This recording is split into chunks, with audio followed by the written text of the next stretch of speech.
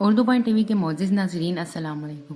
جہاں سائنس انسانوں کی ترقی کے لیے روز بروز نئی انوینشنز کر رہی ہیں، وہیں آرٹیفیشل انٹیلیجنس نے ایسی انوینشن کی ہیں جس میں انسانوں کے نہ ہونے سے کوئی فرق نہیں پڑتا، یعنی کہ جو کام انسان گھنٹوں میں کیا کرتے تھے وہ کام اب مشینیں کچھ سیکنڈز میں کر لیتی ہیں۔ جہاں پہ آرٹیفیشل انٹیلیجنس نے لوگوں کے لیے وسائل پیدا کیے ہیں، وہاں پر لوگوں کی موجودگی کو غیر ضروری بھی بنایا ہے۔ آرٹیفیشل انٹیلیجنس کی انوینشن کب ہوئی، آرٹیفیشل انٹیلیجنس ہماری زندگی پر کیسے اثر انداز ہو رہی ہے، اور آرٹیفیشل انٹیلیجنس کیا نہیں کر سکتی، کیا آرٹیفیشل انٹیلیجنس ہمارے فیوچر کو مکمل طور پر تبدیل کر رہی ہے، اور سب سے ضروری بات کہ اگر آپ آرٹیفیشل انٹیلیجنس کو سیکھنا چاہتے ہیں تو آپ کتنے عرصے میں اس کو سیکھ سکتے ہیں۔ ان تمام سوالات کے جواب آج کی ویڈیو میں ہم جانیں گے، لہٰذا ویڈیو کو آخر تک دیکھیے گا، اور اگر آپ چینل پر نئے ہیں تو چینل کو سبسکرائب بھی کیجیے گا۔ سب سے پہلے بات کریں گے کہ آرٹیفیشل انٹیلیجنس کی انوینشن کب ہوئی۔ آرٹیفیشل انٹیلیجنس یعنی AI 1950 کی دہائی اس کا آغاز ہوا۔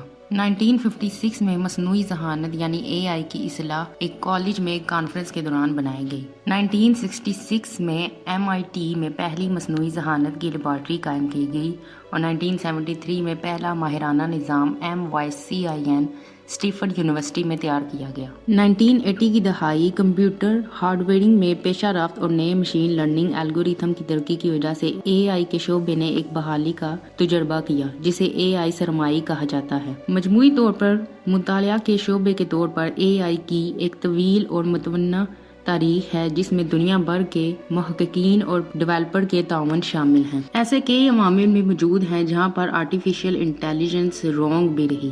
ایسی کئی مثالیں موجود ہیں جہاں پر مصنوعی ذہانت AI کے نظام نے توقع کے مطابق کارکردگی کا مظاہرہ نہیں کیا، یا اس کے غیر ارادی نتائج برآمد ہوئے ہیں، جیسا کہ 2015 میں مائکروسافٹ نے ٹائی کے نام سے ایک چیٹ بوٹ جاری کیا جسے ٹویٹ پر صارفین کے ساتھ اپنے تعاملات کو سیکھنے اور اس کے مطابق ڈالنے کے لیے ڈیزائن کیا گیا تھا۔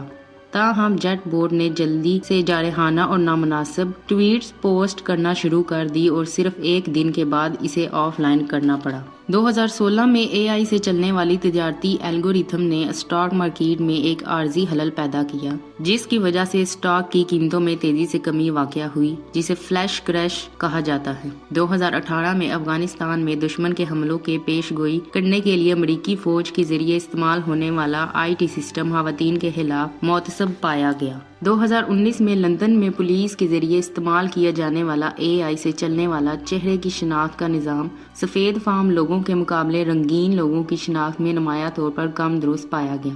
یہ مثالیں AI سسٹم کو احتیاط سے ڈیزائن کرنے اور جانچنے کی اہمیت کو اجاگر کرتی ہیں تاکہ یہ یقینی بنایا جا سکے کہ وہ مطلوبہ کارکردگی کا مظاہرہ کرتے ہیں اور ان کے غیر ارادی نتائج نہیں ہوتے۔ یہاں پر ایک سوال پیدا ہوتا ہے کہ کیا آرٹیفیشل انٹیلیجنس کچھ ایسا ہے جو نہیں کر سکتا؟ تو مصنوعی ذہانت یعنی AI سسٹم ایسے کاموں کو انجام دینے کے لیے بنایا گیا ہے جن کے لیے عام طور پر انسانی ذہانت کی ضرورت ہوتی ہے، جیسے سیکھنا، مسائل حل کرنا اور فیصلہ کرنا۔ تاہم اب بھی بہت سی چیزیں ایسی ہیں جو AI نظام نہیں کر سکتے، کم از کم انسانوں کی طرح نہیں۔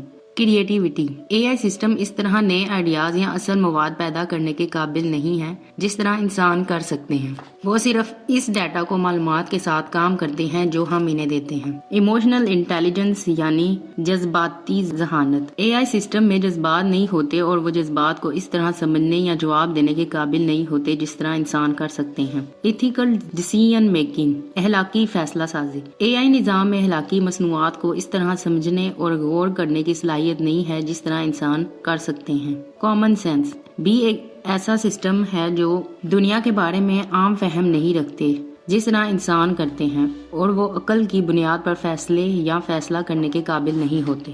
مجموعی طور پر جبکہ AI نظام تیزی سے ترقی یافتہ ہوتے جا رہے ہیں اور بہت سے کام انجام دینے کے قابل ہیں جن کے لیے عام طور پر انسانی ذہانت کی ضرورت ہوتی ہے، لیکن وہ اب بھی اپنی صلاحیتوں میں محدود ہیں اور تمام سیاق و سباق میں انسانوں کی جگہ لینے کے قابل نہیں ہے۔ آرٹیفیشل انٹیلیجنس کے دور میں اگر کوئی انسان آرٹیفیشل انٹیلیجنس کو سیکھ لیتا ہے تو وہ دنیا کے ساتھ قدم سے قدم ملا کر ترقی کر سکتا ہے۔ اب سوال یہ پیدا ہوتا ہے کہ آرٹیفیشل انٹیلیجنس کو سیکھنے میں کتنا وقت درکار ہے۔ AI यानी आर्टिफिशियल इंटेलिजेंस सीखने में जो वक्त लगता है वो आपके पहले के आम और तजुर्बे के साथ साथ आपके सीखने के अहदाफ के लिहाज से नुमाया तौर पर मुख्तलिफ हो सकता है। अगर आपका पस मंज़र कंप्यूटर साइंस या रियाजी में है तो आप ज़्यादा तेज़ी से AI सीख सकते हैं। अगर आप इन मज़ामीन में नए हैं तो आपको बुनियादी तस्वुरात सीखने में ज़्यादा वक्त की ज़रूरत पड़ सकती है। कुछ लोग AI ज़्यादा तेज़ी से सीख सकते हैं अगर आप ज़ाती तौर पर क्लासों में शिरकत करें या किसी सरपरस्त के साथ काम करने के काबिल हों।